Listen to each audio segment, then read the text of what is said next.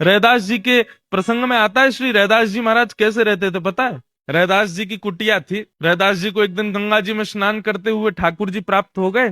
तो ठाकुर जी को लेकर के आए। रैदास जी अपनी कुटिया में बैठ गए और मन में विचार करने लगे, हे ठाकुर जी, मुझे तो तीर्थ यात्रा का बड़ा शौक है। मैं तो तीर्थों में भ्रमण करता रहता हूँ, लेकिन अब आप संग में आ गए हो, आपको अकेला छोड़ के कहाँ जाऊं, और आपको सब जगह लेके भी नहीं जा सकता, क्योंकि मैं तो किसी के यहाँ से भी भिक्षा मांग के खा लेता हूँ, कहीं भी भंडारे में पा लेता हूँ, किसी से भी मांग के अपना जीवन यापन कर लेता हूँ, आपको कैसे खिलाऊंगा? आपके लिए तो भोग बनाना पड़ता है। तो रैदास जी ने क्या किया, बोले कि आज से तीर्थ यात्रा बंद, शरीर की बंद कर देता हूं, मन की शुरू कर देता हूं। और श्री रैदास जी ने अपनी कुटिया के कोनों को ही बदल दिया।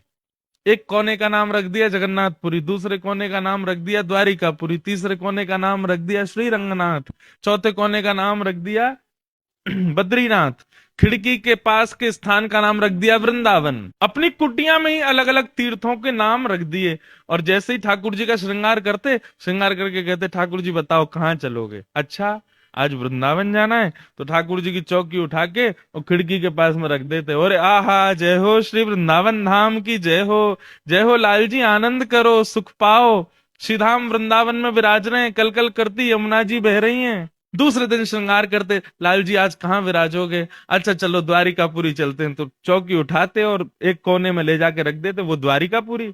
देखो ठाकुर जी, कितनी सुंदर समुद्र की लहरें उठ रही हैं, क्या पवन बह रही है, सब लोग द्वारिका माँ कौन छे कह करके गा रहे हैं, आनंद कर रहे हैं, बोले राजाधिराज महाराज की जय। दास जी ऐसे करते। स्थिति ये हो गई थी श्री रैदास जी की सेवा की, कि रैदास जी अपने ठाकुर जी को लेकर के यदि बद्रीनाथ जाते थे, ठाकुर जी चलो आज बद्रीनाथ चलते हैं, और चौकी उठा के जैसे ही बद्रीनाथ में रखते और अपने नेत्र बंद करके भाव गाने लगते, आहा, हिमालय की सुंदर पर्वत हैं, सुंदर सुंदर बर्फ जमी है, बढ़िया ठंडी ब्यार बह रही है नाथ जी। रैदास जी अपने मन में चिंतन करके ठाकुर जी को जिस तीर्थ में ले जाते अपनी कुटिया में, उनके गांव का मौसम वैसा ही हो जाता था। स्थिति ये हो गई कि महाराज जेठ के महीने में और रैदास जी के गांव के लोग सॉल पहन करके घूम रहे हैं, और कोई पूछता है, अरे भैया जेठ का महीना, तुम्हारे यहाँ इतनी ठंड क्यों पड़ रही है? बोले आज रैदास जी अपने ठाकुर जी को बद्रीनाथ ले गए हैं, इसलिए आज बद्रीनाथ का मौसम प्रकट हुआ है। गुरु कौन? जो वृंदा विपिन बसावे। हमारा देह हापुड़ में है, लेकिन चित्त वृत्ति कहाँ है? वास्तव में चित्त वृत्ति जहां है, देह वहीं है।